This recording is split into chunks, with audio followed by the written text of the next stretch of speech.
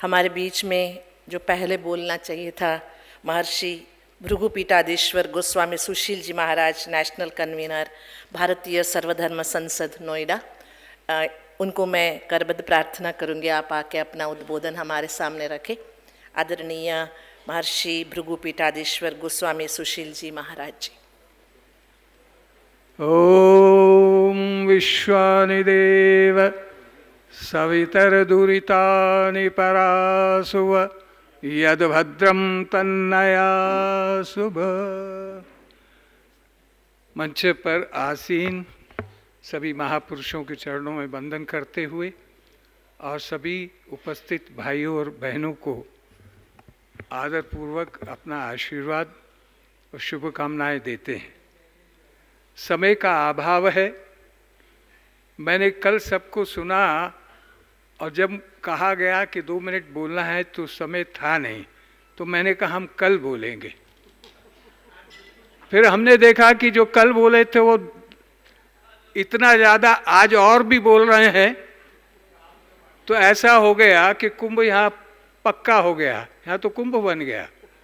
बहुत विद्वान महापुरुष, महामंडलेश्वर जो भारत की संस्कृति में, भारत के समाज में विशेष स्थान रखते हैं, वो अति महत्वपूर्ण व्यक्ति आपके बीच में है। मैं सिर्फ और सिर्फ सब्जेक्ट की बात करूंगा और वो ये है कि मैंने इस संगठन की विशेषताओं को स्वयं अपने आंखों से बढ़ते हुए देखा।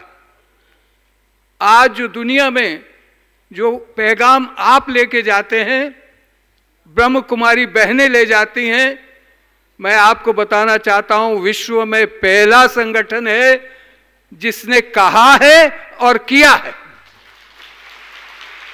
नारी प्रधान कह देने मात्र से नारी प्रधान नहीं हुआ भारत।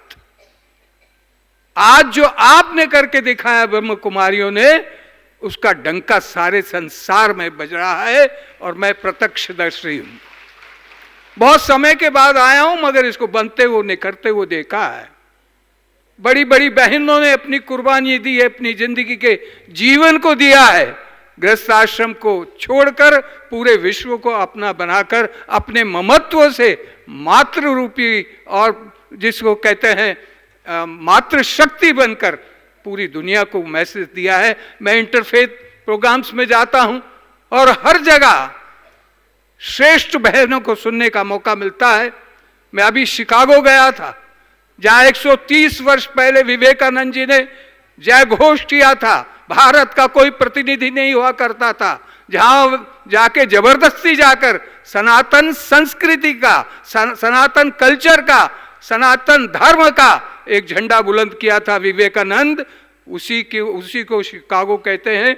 हर 2 साल के बाद में इंटरफेथ पार्लियामेंट होती है, और वहां जो मेरी बहन ने इस साल, पिछले साल जो हुआ था, उसमें अपना डंका बजा दिया। मैंने कोरिया में देखा, मैंने उसको मोरक्को में देखा। कोई ऐसा सेशन नहीं है उसमें महात्माओं की गिनती कम भारत से होती है, और विश्व शांति के पथ पर चलने वाली इन बहनों की और इस संस्था का बहुत झंडा ऊपर है। सबसे ऊंचा किया तो मातृशक्ति ने किया है। यह प्रैक्टिकल बात है, हम नहीं कर सके। हम सनातन धर्म को मानने वाले बहुत काम किए, मगर नारी सशक्तिकरण का काम इस पृथ्वी पर आपने किया है। उसके लिए मैं आपको धन्यवाद देता हूं। और आपने नेशन को, दुनिया की मानवता को बचाने का काम किया। वो ममत्व ने किया है, किसी विचारधारा ने नहीं किया, किसी धर्म ने नहीं किया। आपकी विशेषता यही है कि आप सारे धर्मों को साथ लेकर चलती।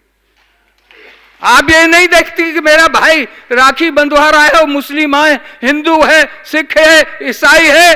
आपका ममत्व उस भारत के उस नौजवान, उस भाई की ओर जाता है और अपनी राखी उसको पहना देती हैं, उसको आशीर्वाद देती हैं। इसलिए आपका संगठन बहुत आगे गया।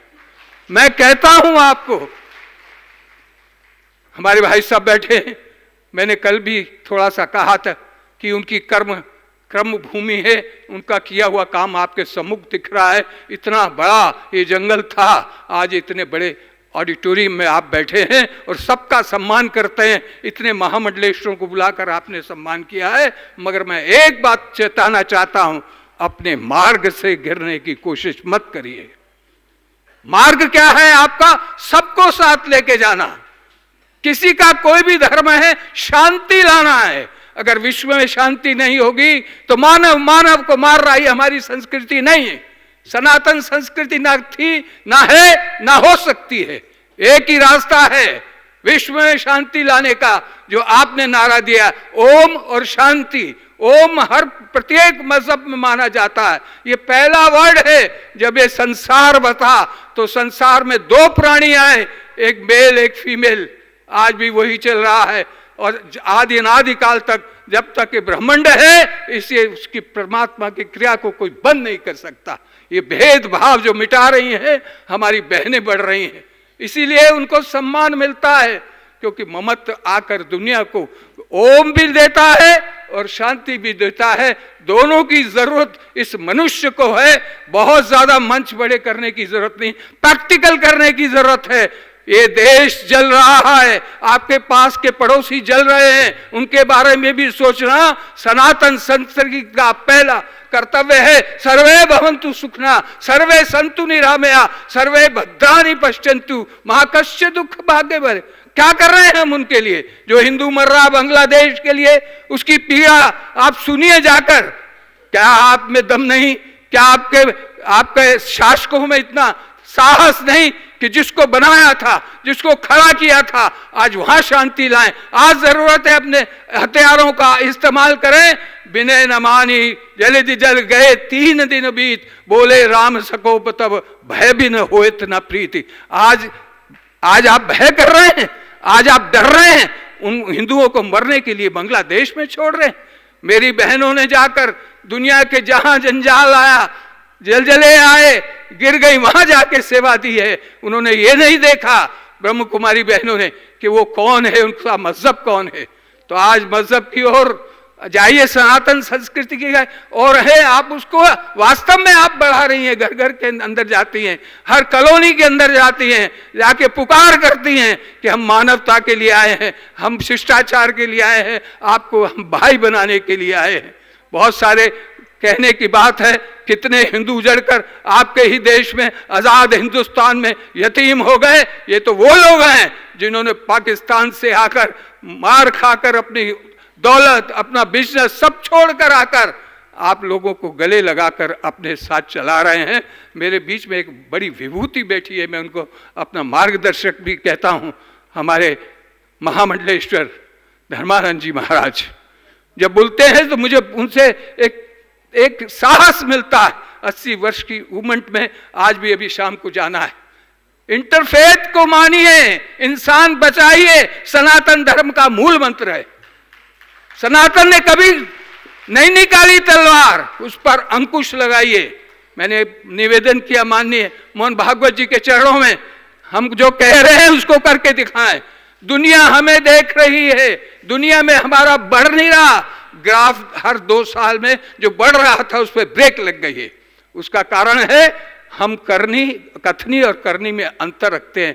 मैं साधुवाद देना चाहता हूं इस मिशन को, इस जमात को, इन बहनों को आशीर्वाद देना चाहता हूं, बड़ा भाई होने के देता हूं, क्योंकि मेरे को भी आपने राखी बांधी है।